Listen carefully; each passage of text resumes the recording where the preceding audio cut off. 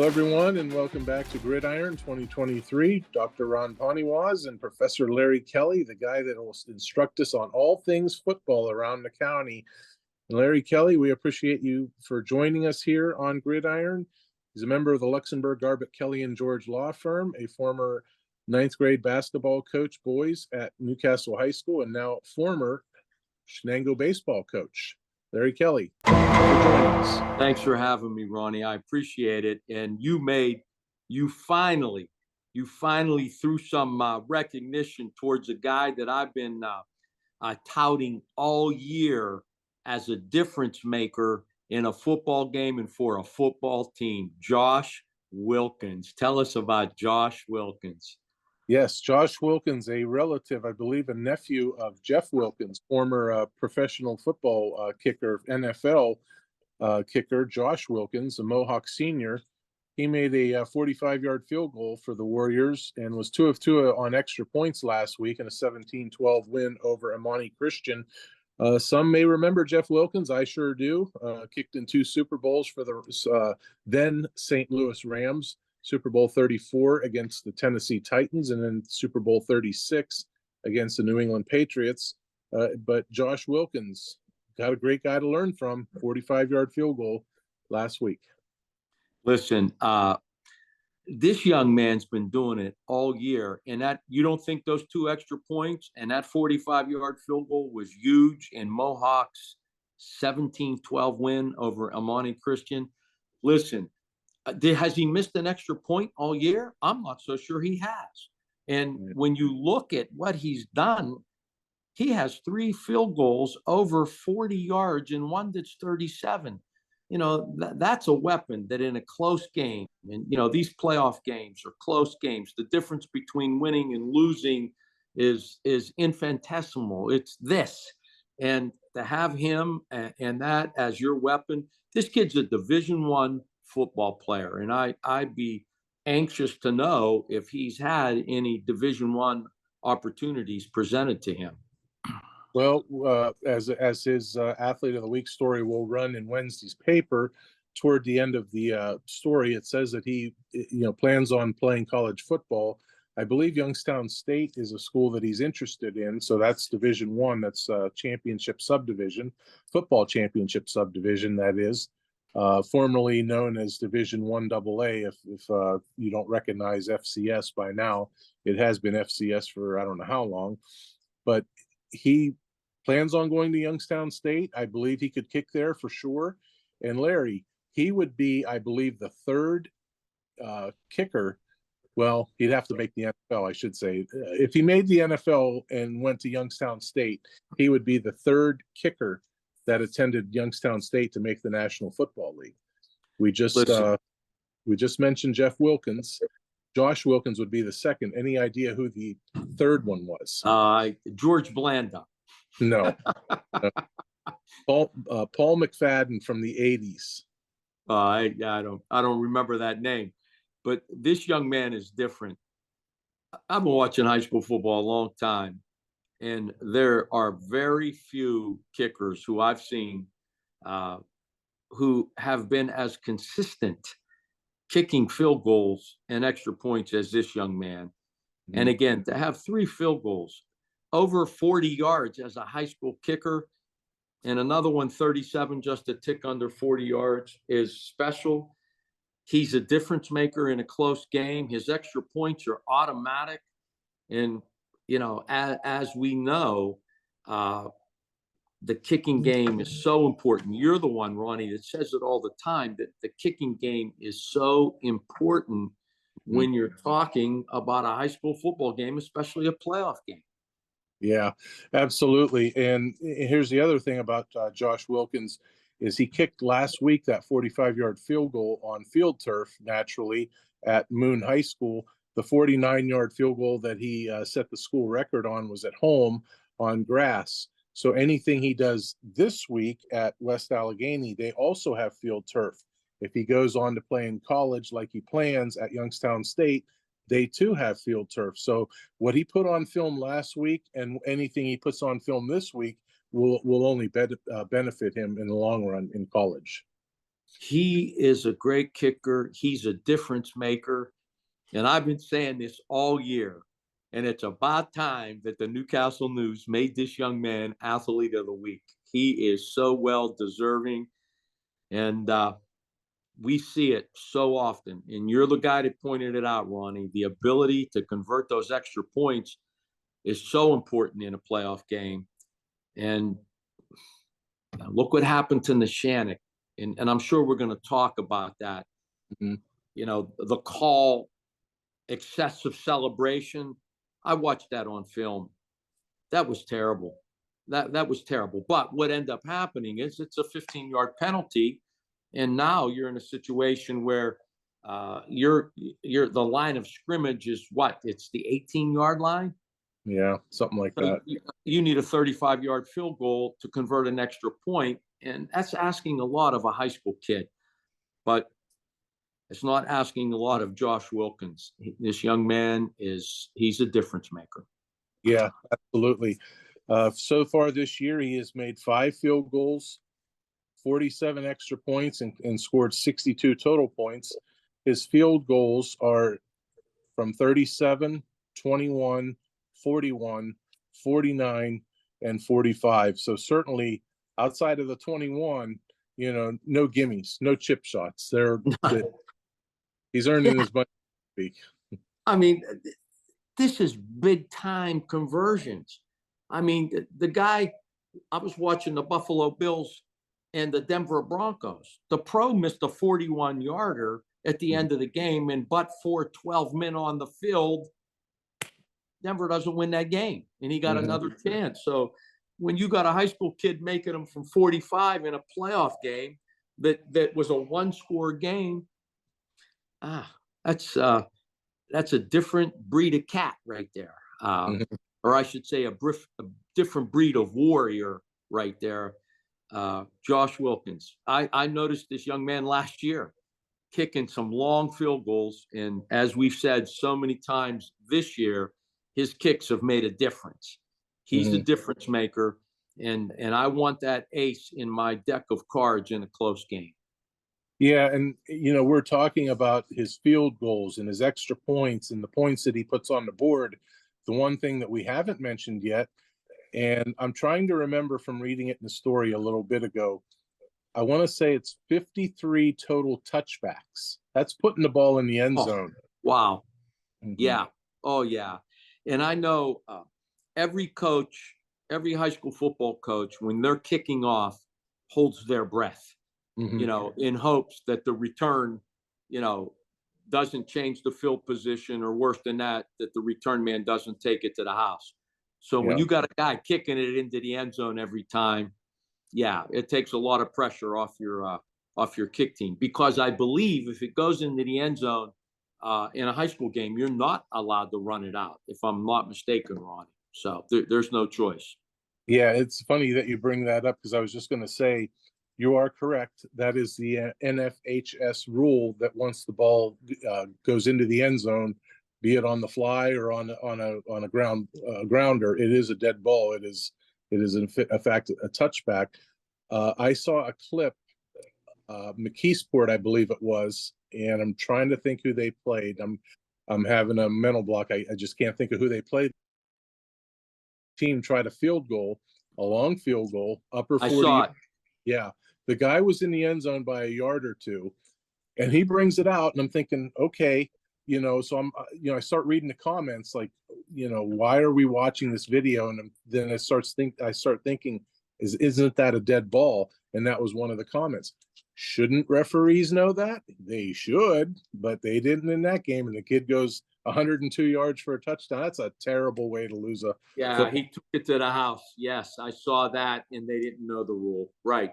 I know the rule. How do I, I'm not a high school official, but I did know that was a peculiar rule at the high school game that's a little different than in college and in the pro game.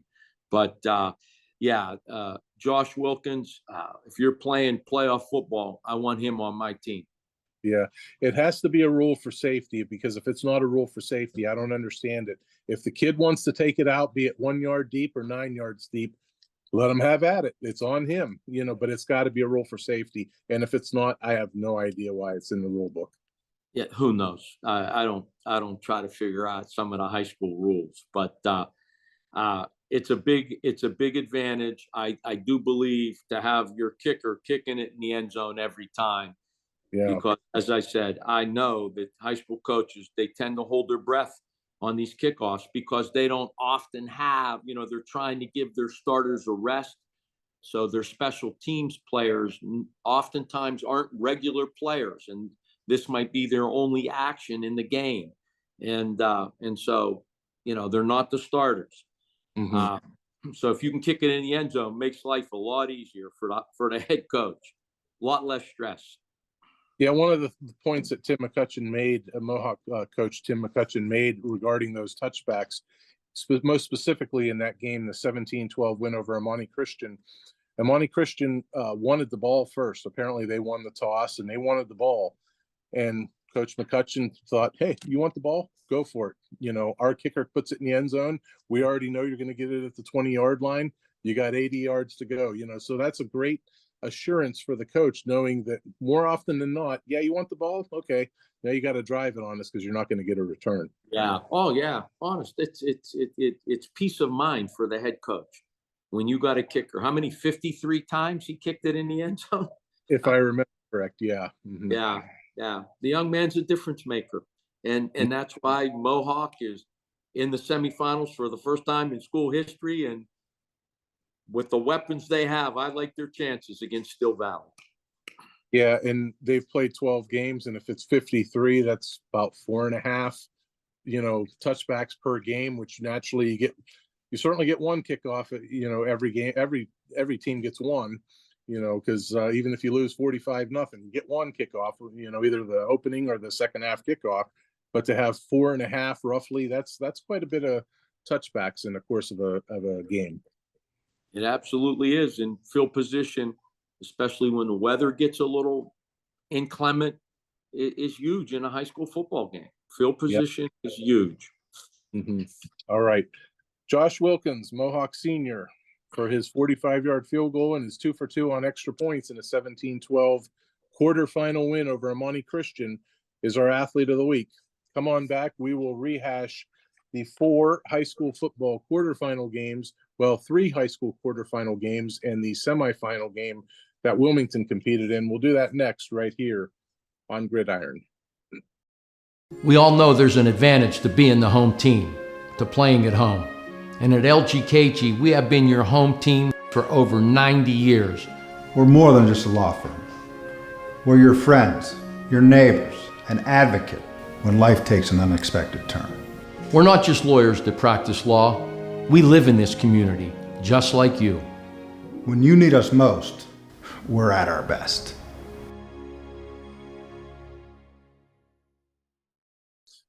We're back with you here on Gridiron, and we're going to rehash the 4 playoff games from last week. 3 of them were quarterfinal matchups, and 1 of them was a semifinal clash. First off, we will go with Beaver Falls at Neshannock, a Class 2A playoff matchup played on the Lancers' home field. This one was 14-13 in favor of Beaver Falls. Second time that they met this year. The first time was a Neshannock 27-26 overtime win at Geneva. So at Geneva, Neshannock comes away with a 1-point win. At Neshannock, Beaver Falls comes away with a 1-point win. The difference is, in this one, Beaver Falls is moving on, and Neshannock turned in its gear within days of the loss. I mean, it was a great high school football game. I'm sure an extremely disappointing loss for Neshannock. We talked off air, you and I, about the penalty that kind of changed the complexion of the extra point. First of all, Dom Cubelis makes a fantastic catch, a contested catch, fantastic catch. There's a flag thrown. Don't know if it was excessive celebration or taunting.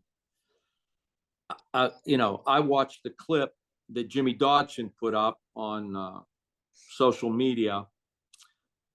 It certainly wasn't excessive celebration, not that I could see. And, I'm not so sure that it was taunting. What I am sure of is that if Larry Kelly was the official, I'm not throwing the flag. I'm allowing the players to decide the game. I am not throwing a flag in that situation. If a Neshannock player was taunting a Beaver Falls player, I would have stepped in. I'd have sent him to the bench. I'd have told the coach to take care of it, or I'm going to have to take care of it. But I am not throwing a penalty flag in that situation. That's just me. I'm a firm believer that you got to let the players decide the game. That was a crucial call. But that having been said, look, maybe for the first time all year, Neshannock got dominated statistically. Beaver Falls ran the ball for 231 yards, 206 net. Neshannock rushed the ball for 92 yards, 11 yards net. That's not a winning formula. And then when you add to that two special teams plays, really a block punt in what apparently was going to be a block punt, and the kicker tried to save it by making a little shovel pass. It hurts. It hurts. That's why special teams are so important in a game like this. I just feel bad for the coaching staff, for the kids from Neshannock. I do. I feel bad. But at the same time, Beaver Falls dominated the game statistically. I don't know if it was the first time that they got dominated this year. Sharon beat them 26-0 or 27-0 in the opener. And the Beaver Falls game at Geneva, if you remember, Neshannock had 2 defensive touchdowns in that game and did virtually nothing offensively, but somehow found a way to pick up a win. However, in this game could have been the same way as that regular season game. They by rights, they could have done nothing in this game offensively, or next to nothing, and found a way to win. It could have been just like that. Could have been a mirror image of that regular season game. Yeah. It came down to a 2-point conversion at the end of the game. That was the same game that was played at Beaver Falls. And I don't remember what the statistics looked like from that game. You covered this game. You tell me. Was Beaver Falls, did they have the better of the play from the line of scrimmage? You were there. What did you see? I thought so. The opening kickoff, Neshannock won the toss and they deferred, which I am a firm believer. I would do that 100% of the time. I want the ball coming out of halftime, so I know if I need to, score to tie, score to get closer, or score to get a little bigger of a lead. I don't care if I score first and it's 2 minutes into the game. There's still 46 minutes of a game left. I want to know what's going on after 24 minutes. And I that was a great thing that Fred did, Fred Mazzocco. Maybe that's his policy all the time. I'm not sure. But in any event, he deferred. They kick off to Beaver Falls, and the Beaver Falls kid caught the ball, the kickoff around the 5, somewhere around there, maybe the 10, and he circled back. He was going the wrong way, and he got tackled on about his own 2-yard line. So Beaver Falls essentially had 98 yards to go, and little bit by little bit, they moved the ball. They, to the point where, okay, if they have to punt, they can flip the field position. They got it out to about the 35, 40-yard line, somewhere around there, and they fumbled. And then you just got this feeling of, hey, this is probably how it's going to go. This is probably going to be Neshannock's night. But Neshannock had so many chances in that first half because of miscues by Beaver Falls, and they had 7-0 lead. Yeah. Again, 2 special team plays that Beaver Falls made, ostensibly 2 block punts. It's hard to overcome that. It is so hard to overcome that. But, Neshannock or Beaver Falls fumbled the ball 6 times, only lost 2. So, they're pretty lucky. It's just, it was a tough loss. And, it came down to a great catch and then a call that the officials made that I just didn't think was necessary, Ronnie. I didn't think it was necessary. What I watched on tape wasn't flagrant. Now, Was something said? I don't know. But even then, I'm stepping in. I'm not throwing a flag. I'm walking that kid to the sideline, and I'm telling the coach to take care of it. And knowing Coach Mazaka and his staff, they would have taken care of it. But when you throw a flag and now you got to convert a 35-yard extra point, that's asking a lot.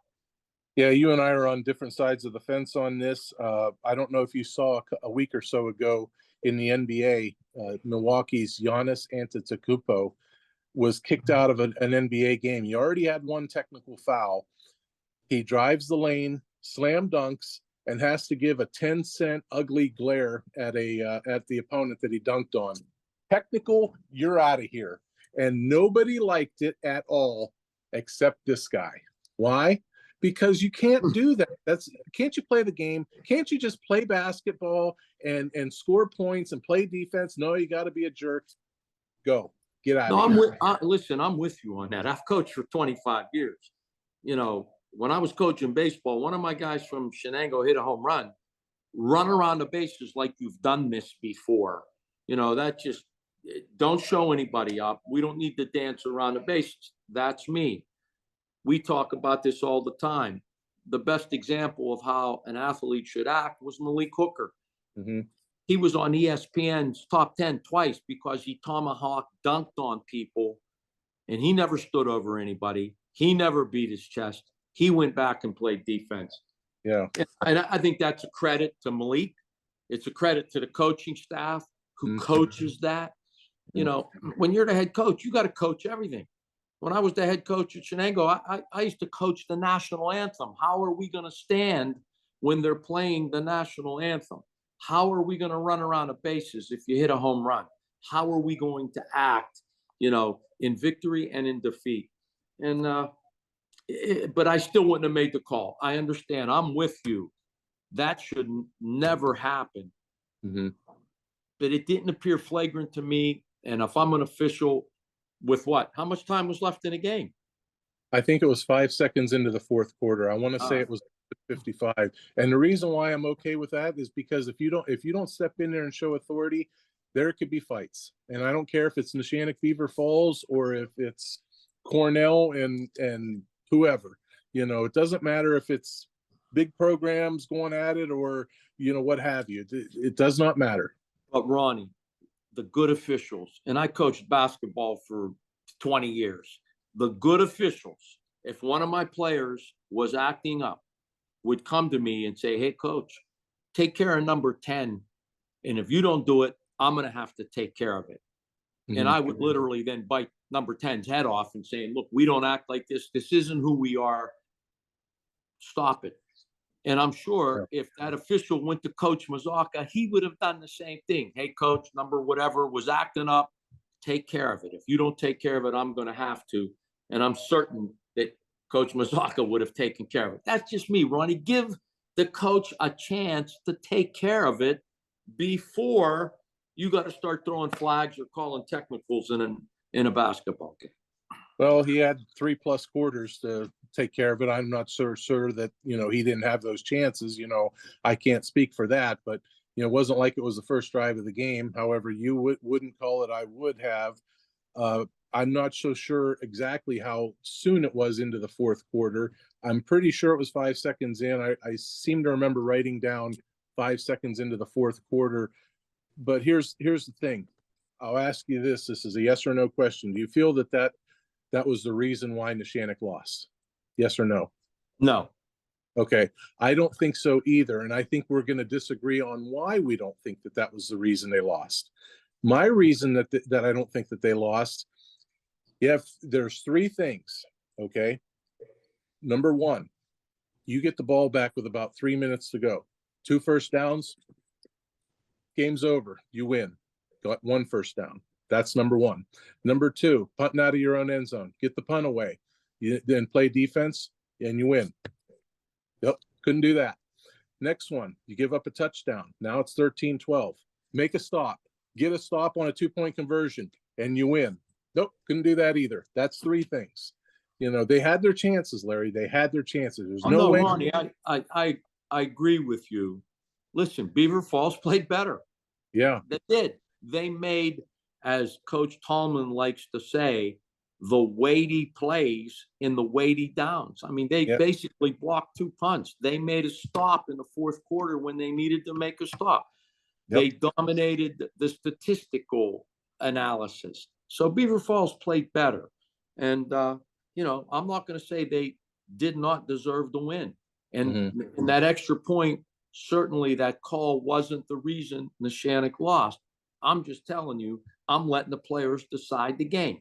If I'm an official, I'm going to the coach and saying, whatever, so-and-so's acting up, coach, take care of it, or I'm going to have to take care of it. Now, if that was said beforehand, then hey, then the referee got to take care of it. But my guess is it wasn't, you know, or Coach Mazzocca would have taken care of it. No, the one thing that I'd like to point out, Larry, and this kind of, you can connect the dots with Athlete of the Week. I'm sure, and I know this happens more than likely in the NFL and college, where going into the locker room for the last time, a coach probably gets with the kicker, hey, you know, I need to know, you know, how good, where are you good from? How, you know, how long is your distance? You know, that's probably the same thing. I watched some of the pregame, and I watched some of the kicks, and Carter DeVivo is really good. And there was, you know, you could tell, I don't know how good he's going to be from this distance or that distance, but you know, I'm sure Fred asked him, you know, where can I count on you from? You know, not only that, but we're talking November football. They played in September.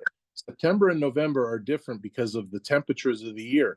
November, it's like kicking a cinder block, you know, and the ball doesn't travel as far. However, if we're talking September and they get that penalty, I think we both can agree that they're more than likely going to try that extra point. Yeah, and I think the line of scrimmage is the 3-yard line in high school, isn't it, on an extra point? And so you move it back 15 yards, it's at the 18, the place holder sets up 7-yard back, it's at the 25, add 10 because the goalpost is in the back of the end zone. It becomes a 35-yard field goal. And there are not a lot of kickers that are going to do, maybe Josh Wilkins, but that's asking a lot of a high school kicker. Yeah, for sure. Sucks that they lost. I mean, hey, I would have loved to have seen Neshannock win, you know, but they came up short, Larry. We feel bad that they lost. It was a terrible way to lose. And it's one of those games that, you know, you hate to see either team lose. That's how well they played, and that's how good of the programs both of them are. But in reality, it's what sports are. You know, somebody's got to win, somebody's got to lose. And the difference between winning and losing playoff games, Ronnie, is like this. It is. I've seen it so many times in so many sports. It's 1 or 2 plays that if they go your way, you're going to win. And if you win a championship, you know, and I've been fortunate to win a WPIAL championship in baseball, to win WPIAL and state championships as part of a coaching staff in basketball, you can always look back on that championship run, and there's always 1 or 2 plays that went your way, that if they had gone the other way, you might not have achieved the goal that you wanted to achieve, and that's to win a championship. Yeah, and it's the reason it sucks for Neshannock is you just got to think that, hey, if they win this game, they're playing Washington, I believe, in the next round. You know, hey, that's winnable. You know, you could be playing for a chance to go to Acrisure Stadium and play for a district championship. I mean, that's, you know, they were that close. Oh, yeah. Yeah. And again, great coaching staff, great kids. It's, you know, I always refer to local guys. I do. But I give credit to Beaver Falls. I do. I think they played better that day, and they deserve to win. They, in the weighty downs, as Coach Tomlin likes to say, they made the plays. Yep. We root for the locals also, and let's transition over to Union versus Clairton, a Class 1A matchup. And Larry, the Scotties are the defending WPIAL Class 1A champs. They were the defending WPIAL Class 1A champs because Clairton rallies from a 6-0 deficit and picks up an 18-6 victory over the Scotties at Armstrong High School. There hasn't been a team, I think, all year that was able to defend Union, you know, the way Clairton did. Again, if you look at the statistics, Clairton dominated the statistics. They rushed the ball for 213 yards and net rushing, 25 net rushing yards for Union. They would get that in their first drive under normal circumstances. And then when you add to that 3 interceptions, 3 turnovers, you're not going to win that game, Ronnie. You know, I still say you got to be able to run the football in high school football, especially in the playoffs, especially in the cold weather, to win championships. And Clairton was the better team. They deserved to win. I mean, I didn't see the game, but just looking at the statistics, looking at the turnover margin, you know, Clairton lost a fumble, but Union had 3 interceptions, you know, and when you get out turnover, you win the turnover margin 3-1, you're going to win. And when you outrush them, oh my God, I mean, you're talking about 8-1, you know, they got outrushed. You're probably not going to win that game. Yeah. Cornell had a great performance against Union in the regular season, forced a lot of turnovers and beat the Scotties at Union. Southside Beaver forced a fair amount of turnovers against Union at Union in a 49-14 win. So those were the 3 games that Union struggled in offensively, those 2 games and then the Clairton game. Larry, we have watched the last of Braylon Thomas in a football uniform at Union High School. He's a senior. You just got to feel that it's an opportunity lost for the Scotties. They won a WPIAL title last year. When the dust settled, you look around and say, okay, who do they lose? Who do they have coming back? They've got Mike Gunn, Grayson Blakely, Dane Johnke, Braylon Thomas, you know, Jamel Mitchell. How many other kids were coming back? They should at least get to Acrisure Stadium, right? You know, well, they didn't even get to the semifinal. Got to be an opportunity. It's not that easy, It's not that easy, Ronnie. It's not that easy. You know, when you're playing one and done in any sport, it's not that easy. The guys you mentioned are great players. Braylon Thomas may be one of the best quarterbacks to ever play in Lawrence County. You know, Mike Gunn, Dane Johnke, these guys are players. These are athletes. But it's not that easy. And every game they lost, there was one constant, wasn't there? Turnovers. Yep. You know, the Pittsburgh Steelers get outgained in every game they've played this year, but they've won the turnover margin in every game that they've won. They don't turn it over. They play good defense, and they're winning games.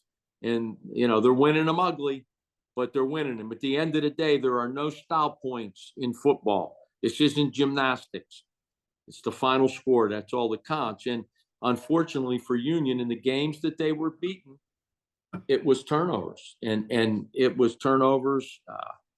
They were in abundance in every one of those games. I don't know exactly who the Steelers have coming up immediately outside of the Browns this weekend, but they do have a date with New England and Pittsburgh in the early part of December. They will outgain New England in that game. I guarantee that. Okay, maybe. We'll see. Yeah. We'll see. And it will be the most miserable, ugly football game you've ever watched. The over and under in that game will be 12. I'll take the under. The final score will be 6-3, like a baseball game.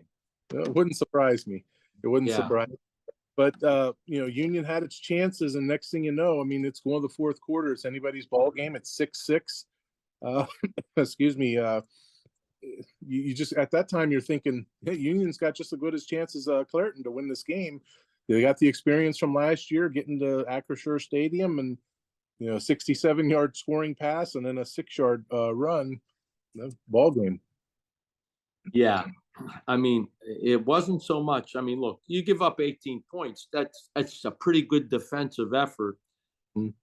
But when you only score 6 and you get out rushed as significantly as they did, you know, the net rushing yards were 213 to 25.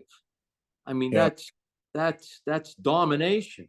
And even, you know, Union had 100 yards passing. You know, their total yards were 125. Clairton had 364. They got to gain 3-1. It's hard to overcome that. Then let's add 3 turnovers to the mix. And, you know, if I were to tell you that, you would have never even thought the score was as close as it was. Yeah, for sure. Okay, so Union falls short of a repeat in Class 1A, and now we transition over to Class 2A with Mohawk and Imani Christian. That game at Moon High School. We touched on a little bit of the game with Josh Wilkins as athlete of the week. He opened the scoring with a 45-yard field goal.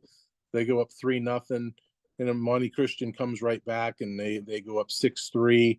Apparently, they're a team that does not believe in kicking the ball because they had a pass failed on that drive. So 6-3, 8-3, 7-3. None of it's really too much different outside of the fact that, now that it stays at 6-3, you got a Josh Wilkins on the other side. That's going to be your tie right there. That's where it's tough.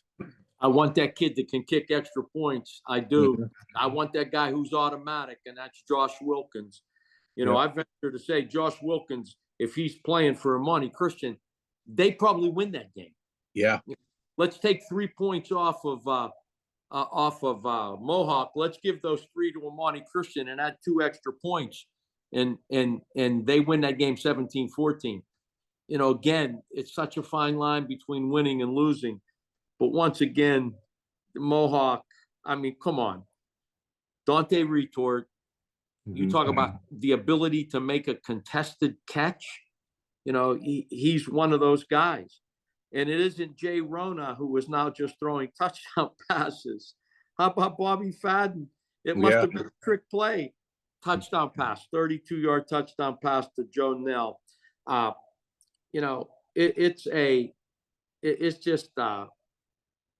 They have so many weapons,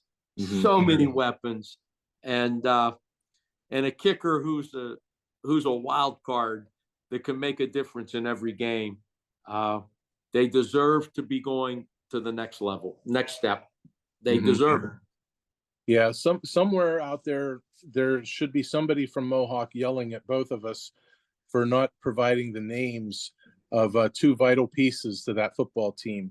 Braden Radzminski, the long snapper, and Bobby Fadden, the holder.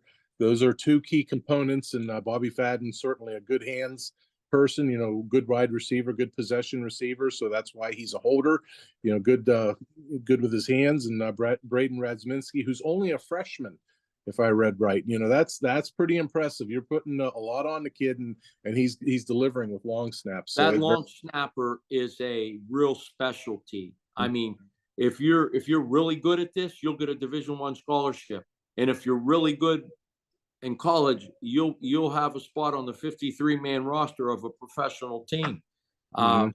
Those guys are invaluable, and you're right. The hold got to be right, the snap got to be right to give your kicker a chance. And Mohawks just, they're doing it.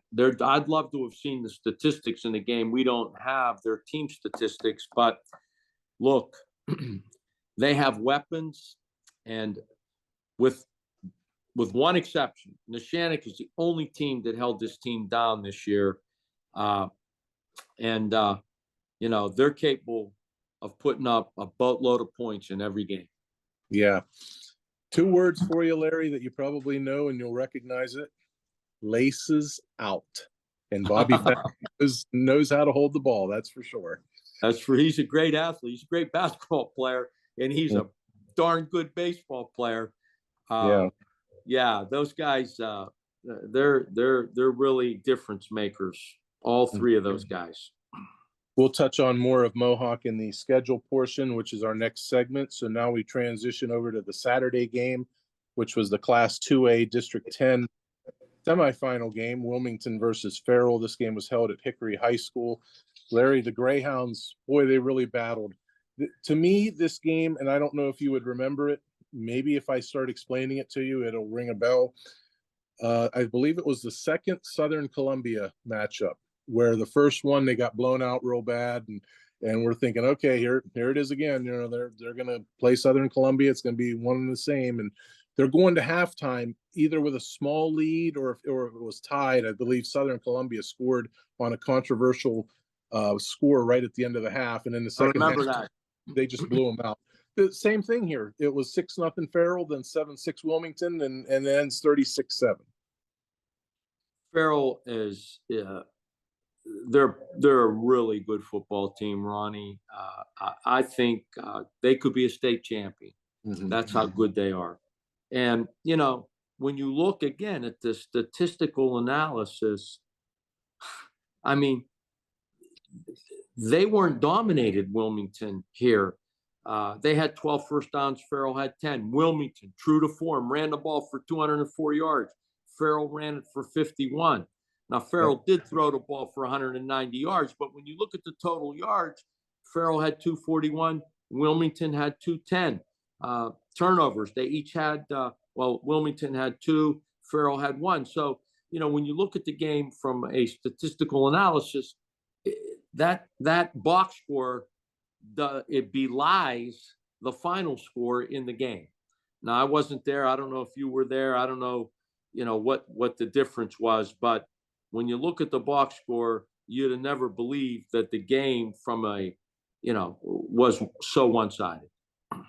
Yeah, there are a couple things from the box score that you don't see in the box score. One thing you definitely don't see is time of possession. Wilmington had the ball in a 24-minute half, naturally 12-minute quarters, 21 minutes and change in the first half.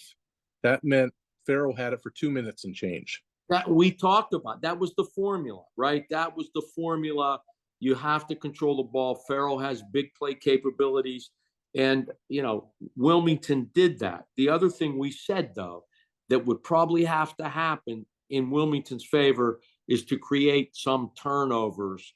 And they did get one, but I think they would have needed 2 or 3 in that game to basically overcome, you know, the advantage that Farrell had in that game.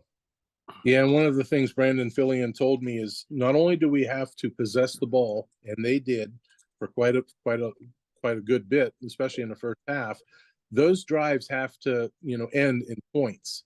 Only one of them did. Yeah. And the thing that you don't see in the box score is Wilmington had, I believe it was a 25 or 30-yard touchdown called back because of an illegal shift.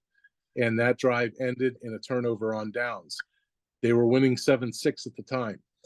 James Winters is their place kicker. Let's play, you know, the obvious game. James Winters is a good kicker. You score the touchdown. I'm going to give them 14 points, giving them the extra point. You're up 8 points. You know, you got a world of momentum. Everything's going right for you. I'm not saying that it would be different and you'd win, but I'd like to see how that would go. Well, you know, again, looking at the box score here, you know, Farrell scored on a 70-yard punt return, and a 40-yard touchdown pass, and a 44-yard touchdown pass. So it appears that, you know, they scored on a couple big plays through the air and one special teams play. You know, you can't let them do that. You just can't. And Wilmington struggled, I think, pass defense most of the year. Was it Sharpsville early in the season that passed the ball for like 350 yards or something against them? And I think Grove City did the same. Yeah. So, you know, it's just, but listen, the Greyhounds can run the football.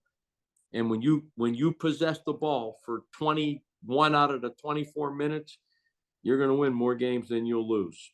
Yeah, and that's why the total yardage was as close as it is, Larry. The 70-yard punt return, as you alluded to, you put that on a drive and they have to go 80 yards, you know, 80 yards onto the 241. There you go. You'd have a little bit more of a gap there. Right. One thing, Larry, lastly, before we go on to the schedule portion, we had 3 losing teams. They all had similar things. They all had one thing in common, Larry. Don't know if you would pick up on this, but once I say it, Beaver Falls Neshannock 14-13 final score. Neshannock led 7-0. If they could have just got a 2-score lead. Union led 6-0. If they could have just got a 2-score lead.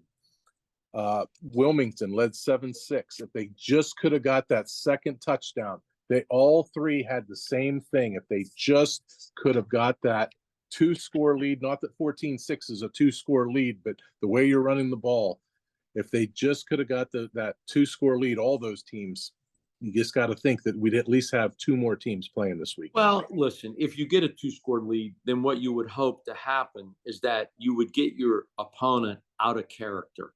Yeah. When we talked last week, you can't get, if things start going sideways in a playoff game, it's real easy to get out of character. You got to stay in character and do what you do best, do what you do well. And you're right. Had they gotten a 2-score lead, that might have happened. You might have turned running teams into passing teams, and, maybe passing teams to try to some trickery.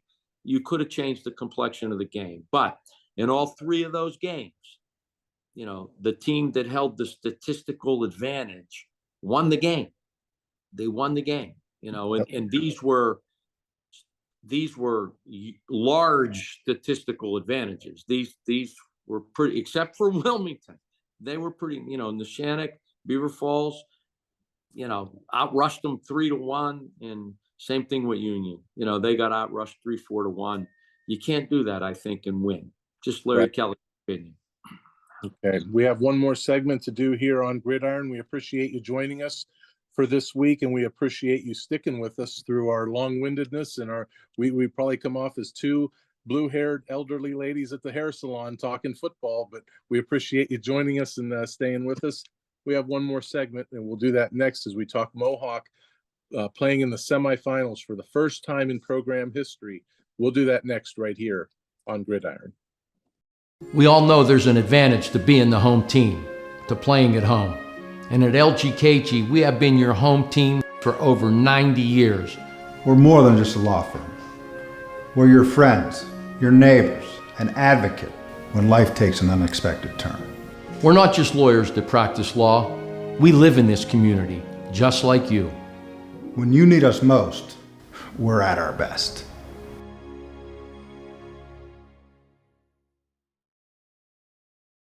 Okay, we're back with you here on Gridiron, and several weeks ago we were in a phase where we would play a game every week. Every week it was something different.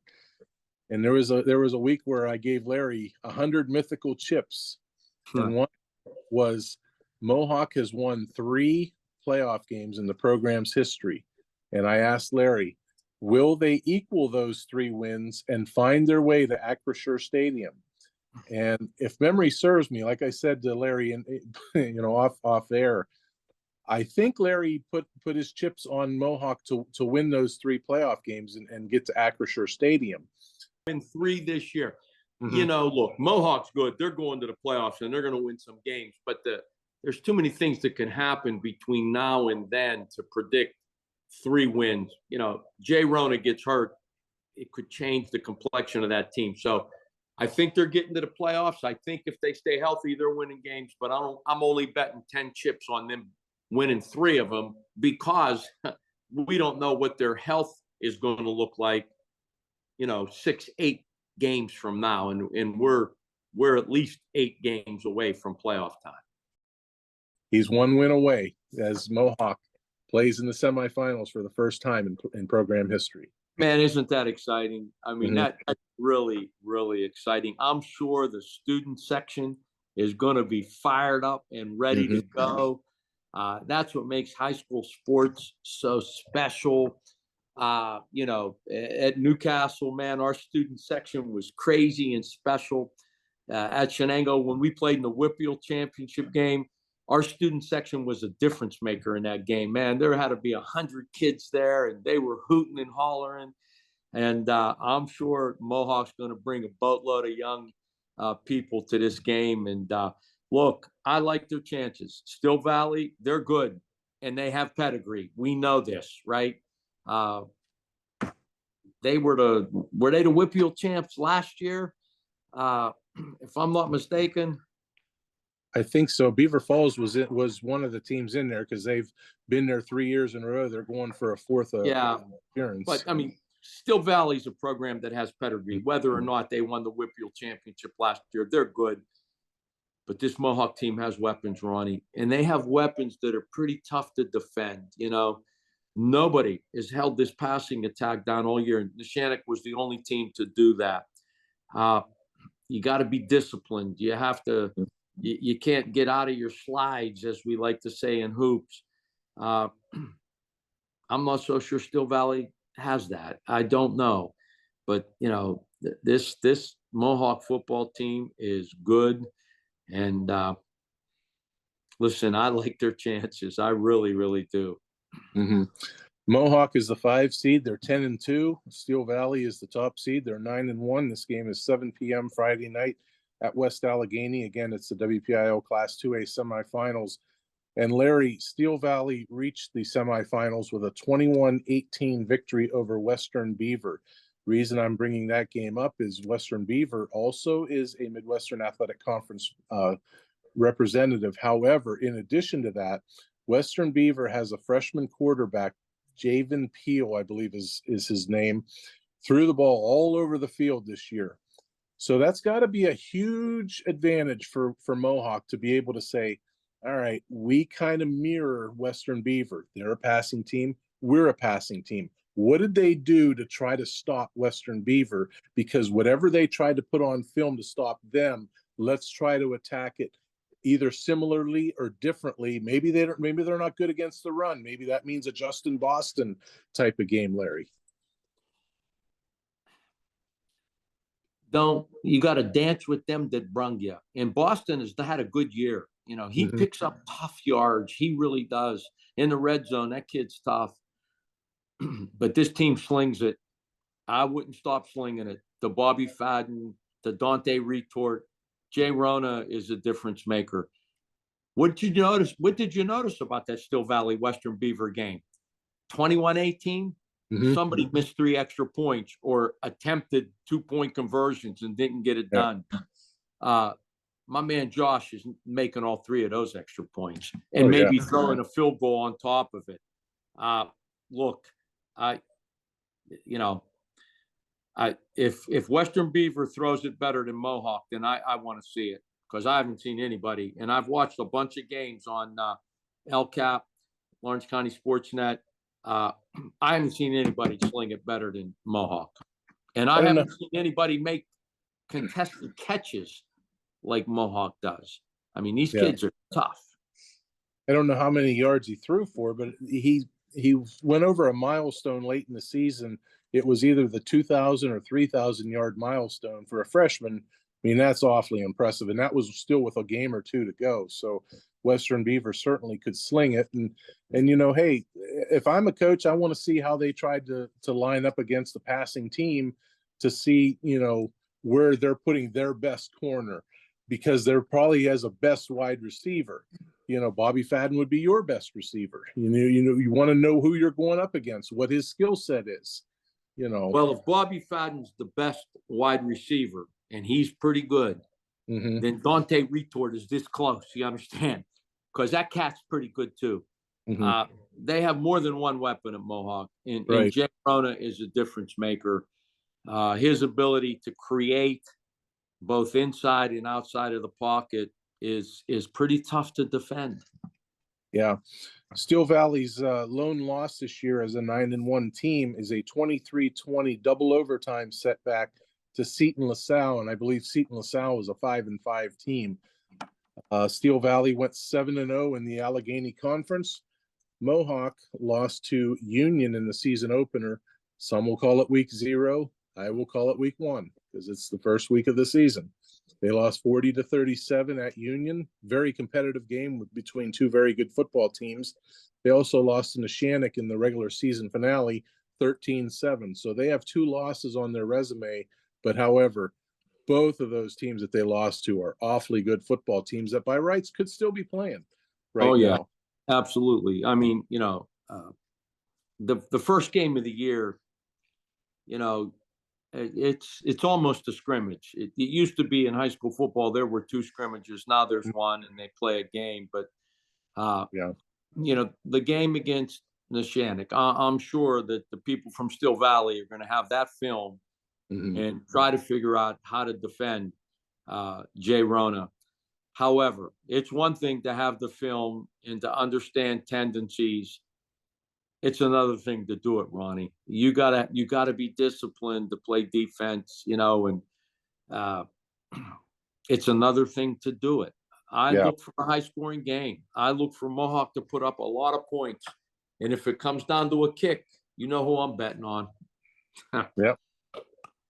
Mohawk finished the season 6-1 in the Midwestern Athletic Conference, good for second place in the MAC, which assured them the number 5 seed. Winner moves on to the WPIAL Championship game. That'll be on Friday, November 24th. I believe that game is set for 2 p.m. at Acrisure Stadium, home of the Pittsburgh Steelers. On the other side of the bracket is Beaver Falls and Washington. So if Mohawk wins and Beaver Falls wins, that'll be a rematch. We know how that game went. Beaver Falls was going in for a 2-score lead. They fumble. Jay Rona hits a long touchdown pass, and everything's off to the races. If it's Washington and Mohawk, well, that's a different matchup. That's something we haven't seen for a while. Yeah. Beaver Falls is dangerous. They're playing a little better football than they were earlier in the year. And I watched the Mohawk Beaver Falls game. Listen, Beaver Falls is first and goal on the 4 or 5 yard line, but Mohawk made a great play. They had a young man, I can't remember who it was. I wish I did. He stole the handoff pretty much. And on the next play, Jay Rona hits Dante Retord. It was a contested catch down the sideline, 92 yards for a touchdown. Completely changed the complexion of that game. Absolutely. Absolutely. Okay, Larry, prediction time. Mohawk, Steel Valley, Friday night. Listen, I feel strongly about this, that Mohawk's going to win. I do. I feel really strongly about it. And I think it's going to be a high-scoring game. And in a shootout, I like Mohawk. And if it comes down to a kick, buddy, Josh Wilkins is my guy.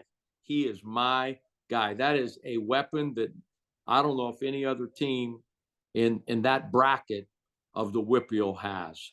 And when you get down to crunch time, buddy, oftentimes it comes down to a kick. It looks like the line is trending toward over under 47.5. You apparently like the over in this game. Absolutely, I do. Okay. All right. Very good. Anything else you'd like to say regarding football? No, my friend. Listen, it's going to be a great weekend. I'll be pulling for the Mohawk Warriors. And wouldn't that be nice to see Mohawk and Beaver Falls in a rematch? Nicky Nardone, an Elwood City kid. I know his mother and father. They're great people. Nicky was a tough kid. He played at Lincoln High School, and he played at Lehigh. College football player. Tough dude. Does a great job at Beaver Falls. And, of course, Coach McCutcheon, he's turned that program around. God bless him. He's doing a great job. He is. He sure is. Okay, that's all we have time for this week. We thank you for joining us and sticking with us. We know we went long. We have one football team, as we mentioned, still playing, and that is Mohawk. In the coming days, it's not going to be too much longer. High school basketball practice will open, and tip-off will be coming around the corner, as Larry and myself will be talking high school basketball. So that'll be in the coming days. And if we can overlap with basketball and football like we have done in recent years, boy, that'd be really special, Larry. Yeah, that really will. I'm a hoop guy. I can't wait for it to get started. Yeah. And next week's Thanksgiving, just imagine Mohawk players going out to football practice in the days leading up to Turkey Day. Thanksgiving. How about that? Yeah. Wouldn't that be fun? That is correct. All right, everybody, thank you for joining us this week again, and we will be back here with you next week as we recap the Mohawk Steel Valley game, possibly preview a WPIAL championship game. He's Larry Kelly. I'm Ron Poniewasz. We'll see you back here next week on Gridiron.